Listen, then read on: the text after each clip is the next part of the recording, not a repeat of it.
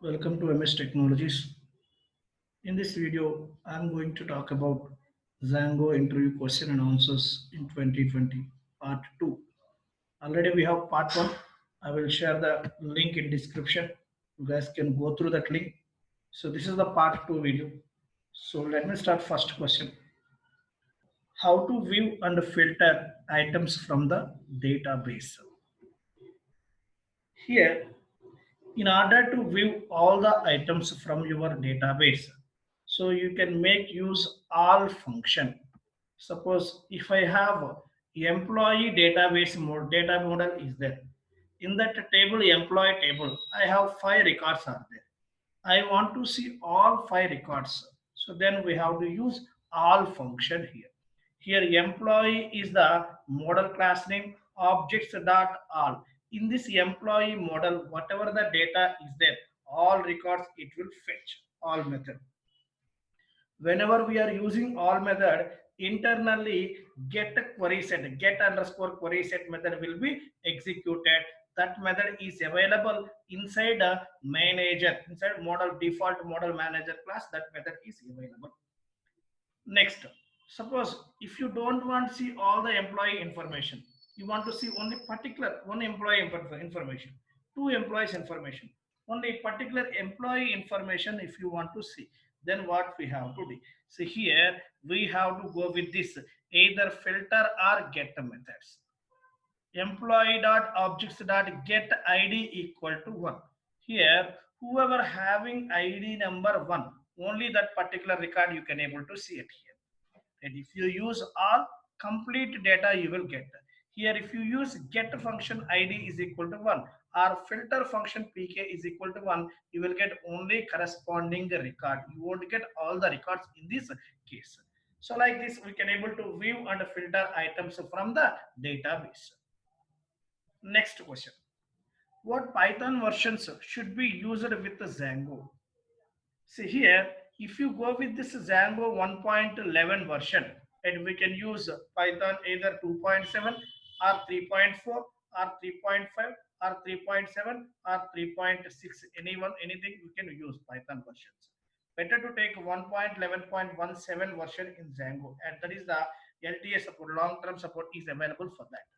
So next, if you go with this, if you go with this 2.0 version, Django 2.0 version, Python versions we can use 3.4, 3.5, 3.6 or 3.7. So now if you go with this Django 2.1 or 2.2 versions, Python versions we can use either 3.5 version, 3.6 version or 3.7 version we can use it here. So now 3.8 also we can use. Latest version in Python is 3.8. So now next question. What do you mean by CSRF underscore token? The CSRF underscore token is used for protection against cross-site request forgery. What is CSRF? Cross-site request forgery. By using this token, we can provide the protection from against cross-site request forgery. Here, if you observe or not, in Django, while we are creating forms, sign up form, registration form, if you are not provide that CSRF token, Django won't accept your form. Immediately it will return the error. So while developing the forms, inside a form, inside a template file, compulsory we have to take this CSRF underscore token inside curly braces. Next. How can you see the raw SQL queries that Django is running? For that, first we have to import connection module from Django.db.db import connection module. We have to import next connection.queries. It will return the raw SQL queries which are running in the Django project. So before that, what we have to do, before running this one, before executing this one, we have to make setup this debug settings is true. We have to make set debug settings is true, then only we have to run this one. Next, does Django supports multiple column primary keys? No, Django supports only single column primary key. It does not support multi column primary keys. Explain Django's request response cycle. See, whenever end user submitted the request, first that request will go to the Django server. Django server, what it will do, by using that URL pattern, it will check inside urls.py file corresponding URL pattern is available or not. Suppose if corresponding URL pattern is available inside urls.py file, then it will check what is the corresponding view function is mapped with that URL pattern, and server will send that request to corresponding view function. That view function will be executed and it will return the required response. Suppose if inside urls.py file, if there is no matched URL pattern, what it will do, immediately it will return the response with 404 status code, with 404 status code. First, whenever we submit the request, that request will go to the Django server.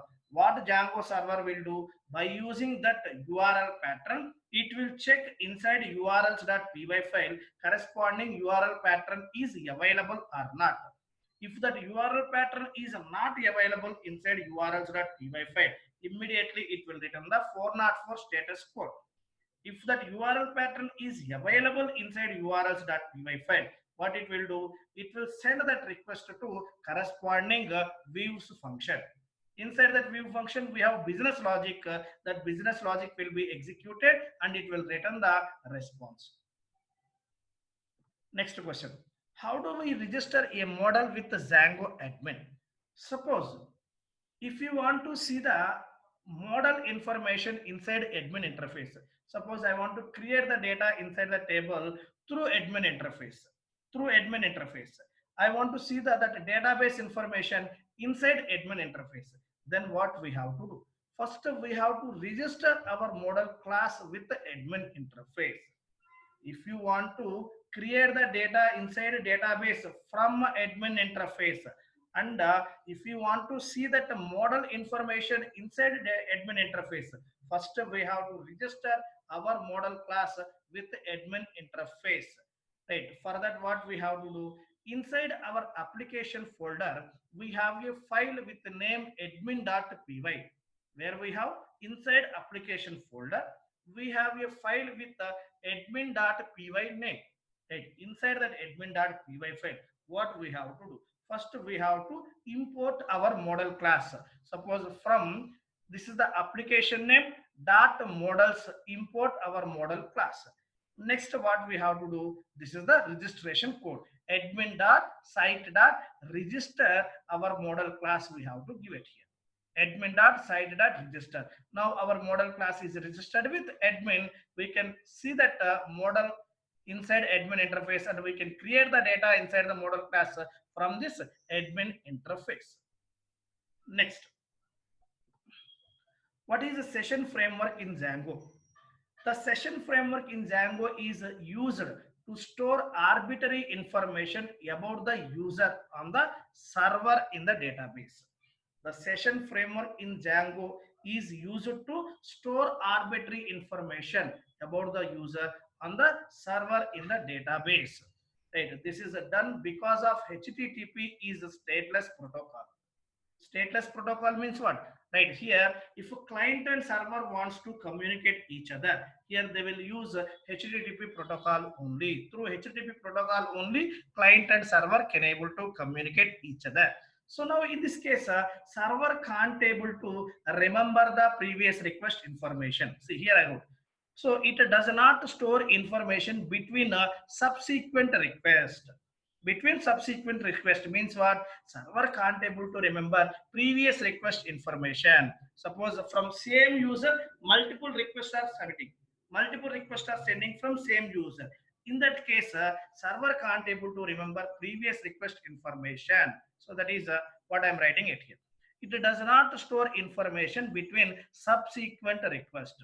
Django uses a cookie containing a special session ID to identify each browser and its associated session with the site.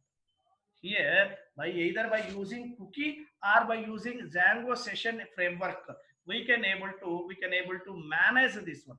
Right here, server by using those things, server can able to recollect the previous request information at here. Next, what is a middleware in Django? Middleware is a framework of hooks. Hook means what? Plugin. Middleware is a framework of plugins between request or response processing. It is a lightweight, low-level plugin system for globally altering Django's input or output. See, here we are submitting a form. We are submitting a form. In that form, I'm not providing CSRF token. CSRF token. Django won't accept your form. Who will do that CSRF verification? Are you providing that CSRF token or not? Who is verifying that? Who is checking that? Not server. Between client and server, this middleware layer is there. This middleware is doing that verification part. If that CSRF underscore token is not there, immediately this middleware will return the error. It won't accept your form. That verification is doing by middleware only. Right? Middleware is a framework of hooks between request or response processing. Suppose if you want to alter the request before processing, we have to use this middleware. If you want to alter the response after processing, then we have to use this middleware concept. Between request or response processing, if you want to do any activity, then we have to go with this middleware concept. Next, what is a query set in a Django? A query set in Django is basically collection of objects. Right. Suppose here I have employee model is there. Inside that employee model total I have 5 records are there. Right. Here by using all method, what we can do, we can get complete data from employee model. So here EMPS, here EMPS is equal to employee.objects.all. In this all method, what it will do, it will get complete data from this employee model. Here, what is the type of this EMPS? This EMPS type is query set.